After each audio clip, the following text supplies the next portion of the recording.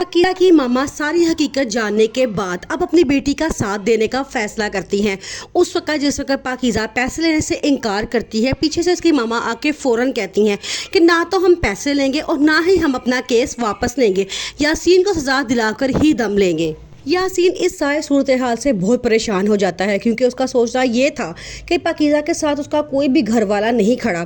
अब जब वो देखता है कि पाकिज़ा का भाई असगर और उसकी माँ भी अब उसके साथ मिल गई हैं तो उसे अपना केस बहुत कमज़ोर नज़र आता है। असगर को जैसे ही पैसे लेने वाली बात का पता चलता है वो फ़ौरन पाकिज़ा के पास जाता है और कहता है कि तू डर क्यों रही है, अब तेरा भाई तेरे साथ खड़ा है, तू हौसला रख और केस को बढ़ाई जा। आगे से पाकिज़ा कोई जवाब नहीं देती तो वो उससे बहुत हिम्मत देता है और कहता है कि तेरा भाई तेरे साथ, तो तू फिक्र ना कर, तेरा दूसरा भाई बाप और माँ भी तेरे साथ बहुत जल्द खड़े होंगे आखिर, क्योंकि हमें पता चल चुका है कि हमारी पाकिज़ा बेकसूर है। यासीन को जब नजर आता है कि अब सारे मुकदमे उसके खिलाफ खड़े होना शुरू हो चुके हैं तो वो अब उल्टे हरबे इस्तेमाल करना शुरू कर देता है। पूरे मोहल्ले में पाकिज़ा और उसके घर वालों को बदनाम करने की कोशिश करता है ताकि वो डर के खामोश होकर बैठ जाएं। लेकिन अब सबने पाकिज़ा का साथ देने का फैसला किया है और यासीन के गिर्द दायरा तंग होता जा रहा है। फराज मुल्क छोड़ के बाहर जाना चाहता है, वो भी हकीकत में इस तमाम सूरत हाल से जान छुड़ा के अपनी इज्जत बचा के भागना चाहता है।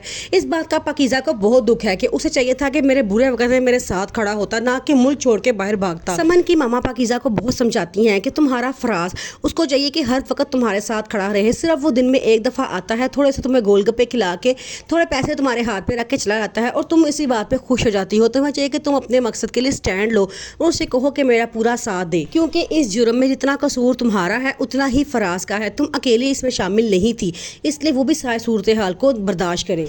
यासीन अकबर की ज़हनियत से अच्छी तरह वाकिफ़ होता है और कहता है कि तुम्हारी बहन ने अपनी इज़्ज़त का सौदा 10 लाख रुपए में किया है, यानी अपना केस वापस लेने की कीमत मांग ली है और वो भी 10 लाख रुपए।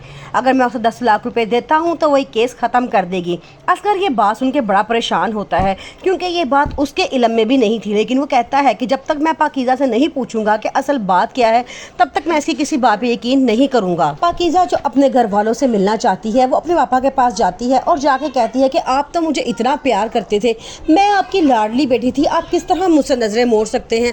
आपने तो मुझसे एक दफ़ा पूछा भी नहीं कि पाकिज़ा उस रात क्या हुआ था। वो उसे कोई बात नहीं करता और खामोशी से वहाँ से चला जाता है। पाकिज़ा आंखों में आंसू लिए वापस वहाँ से चली जाती है।